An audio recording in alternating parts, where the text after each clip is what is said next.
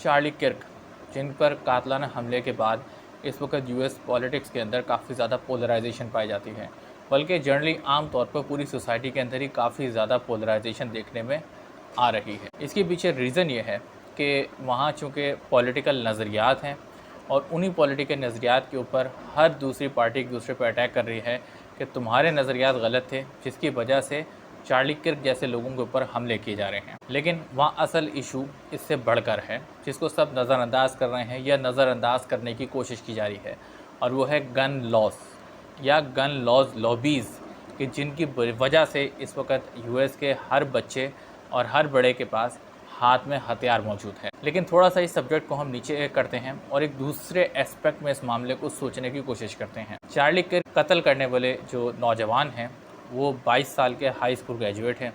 वो काफ़ी ज़्यादा हाई अचीवर भी हैं। लास्ट ईयर उनके स्ट्रेट एज थे, उनका अपना फ्रेंड सर्कल है। वो एक ऑर्डिनरी अमेरिकन सक्सेसफुल स्टूडेंट थे। वो गेम्स भी खेलते थे, वो कार ड्राइविंग का शौक़ भी रखते थे, और उनके पेरेंट्स भी एक मिडिल क्लास अच्छी फैमिली से ताल्लुक़ रखते थे। उनके फादर जो हैं वो ग्रेनाइट सेल करते थे, उनकी वालदा जो है वो नर्स थीं, जो कि हैंडीकैप बच्चों के जो है मदद करती हैं। तो ओवरऑल देखा जाए तो फैमिली बैकग्राउंड भी बहुत अच्छा था।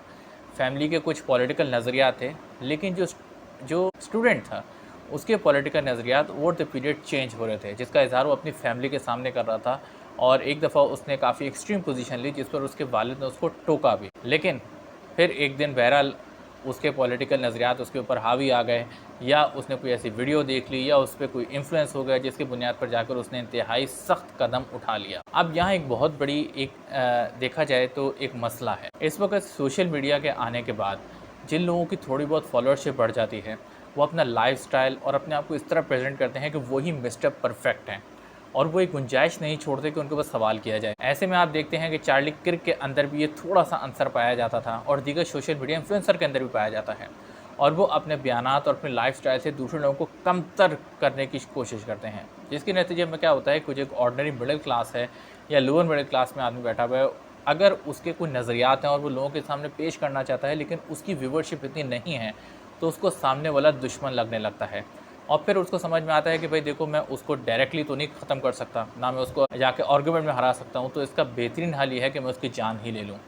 ये एक बहुत ही ख़तरनाक ट्रेंड है, जो कि सोशल मीडिया इन्फ्लुएंसरशिप की वजह से ओवरऑल दुनिया में फैल रहा है। नेपाल में भी कहीं ना कहीं इसका कोई ना कोई फैक्टर मौजूद था, दीगर दुनिया के मुल्कों के अंदर भी ये फैक्टर मौजूद है। अगर हमने इसको वक्त पर कंट्रोल नहीं किया, तो यही फैक्टर्स कम्युलेट होकर हमारे लिए आगे बहुत बड़ी जंग का सबब भी बन सकते हैं।